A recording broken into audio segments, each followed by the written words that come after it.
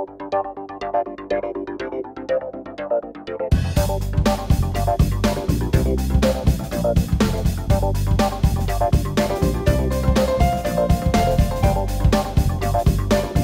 start with the calibration, you need to mount the switch in the switch calibration fixture. You need to remove the cover of the switch. There are 2 screws located on the front cover.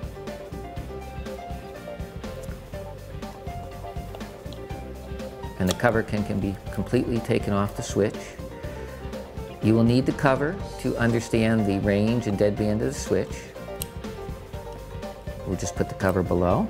To wire the switch, you need to connect the contacts of the micro switch. The common contact would use a white wire on it. The center contact is the normally open contact, and that has a blue wire on it. And the normally closed contact here has a red wire on it. Ashcroft switches either have the contacts labeled on the micro switch with the screw terminals, or we use wires on them. We use this wiring code here that I've shown you, as white is the common, blue is the normally open, and red is the normally closed contact.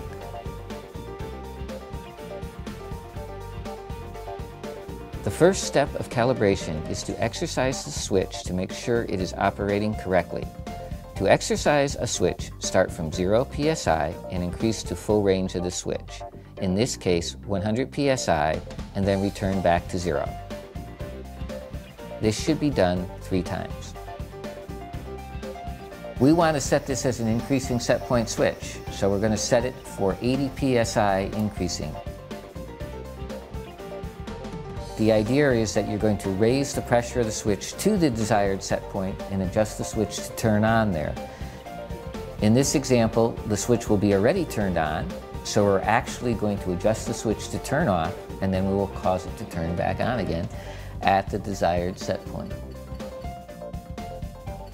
We will set and hold our 80 psi, which is our set point for an increasing pressure. We will then increase the set point of the switch by turning clockwise on the adjustment nut.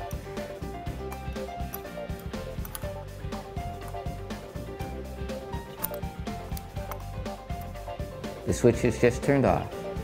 At this point, we can now back it up. We're going counterclockwise, and if we do it very slowly, we can get a fairly accurate trip-on point. The switch just turned back on. To measure it exactly, we need to drop the pressure back to 0, and we do go all the way back to 0, and then we bring the pressure up to just before where it should trip, which is just before 80, and then bring the pressure up very slowly, and we can measure the exact turn-on point of the switch.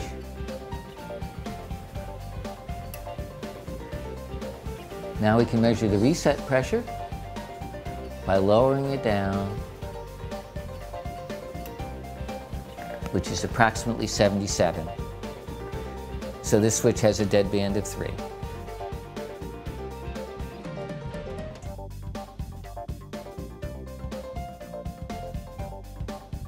Now we're going to set a decreasing set point on a B700 switch. The cover on the B700 unscrews.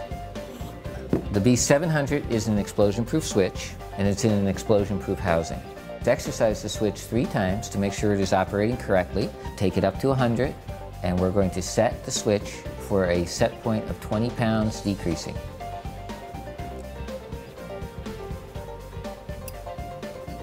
So we take it up to full range of 100, and then we would lower it down to 20. Now we notice that the switch is set higher than this, which is okay. We're going to adjust it, and so that it operates correctly in this sequence. So we would set our pressure to 20 psi, and now we would turn the adjustment nut in a counterclockwise to lower the set point of the switch. The switch just turned on. Now we'll very slowly turn it back in the opposite direction, the clockwise direction, until the switch turns off. Now we need to measure to see if we've set the set point exactly. So we will drop the pressure back to 0.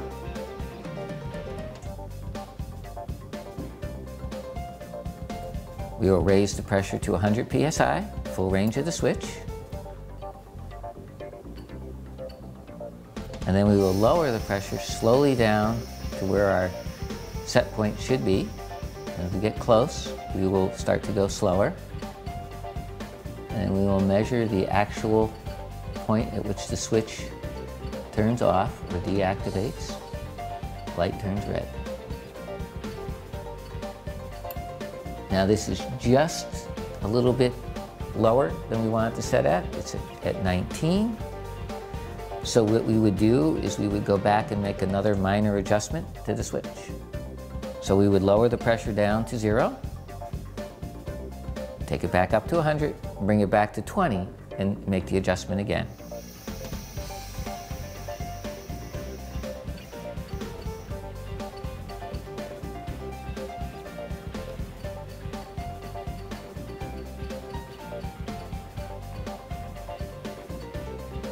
It's set at 20.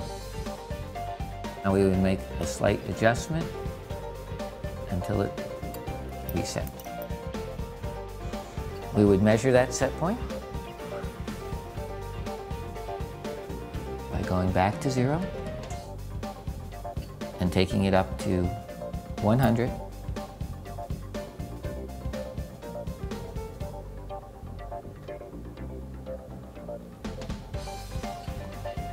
And then we would lower the pressure till approximately 20, and then slowly lower it down, and we can measure the actual reset point of the switch.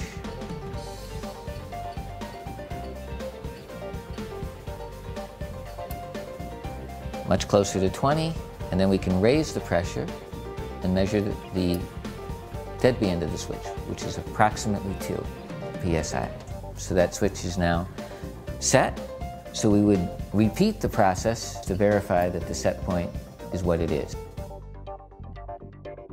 For set points on vacuum range switches, it is best to think of the set point as a negative pressure.